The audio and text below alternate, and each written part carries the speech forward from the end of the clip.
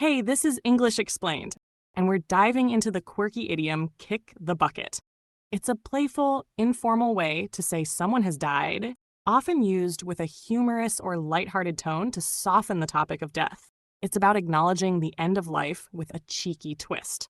Let's break it down with examples so you really get it. My old goldfish finally kicked the bucket after years. It passed away peacefully. That ancient TV in the garage kicked the bucket. It stopped working for good. The neighbor's old oak tree kicked the bucket in the storm. It fell and was done for.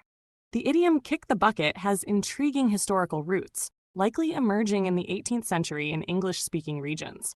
One popular theory ties it to slaughterhouses, where animals were hung by their legs and might kick a bucket placed beneath them in their final moments.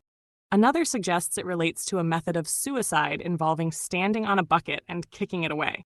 While the exact origin remains debated, the phrase gained popularity by the late 1700s as a euphemism for death, valued for its vivid imagery and humorous deflection of a grim topic.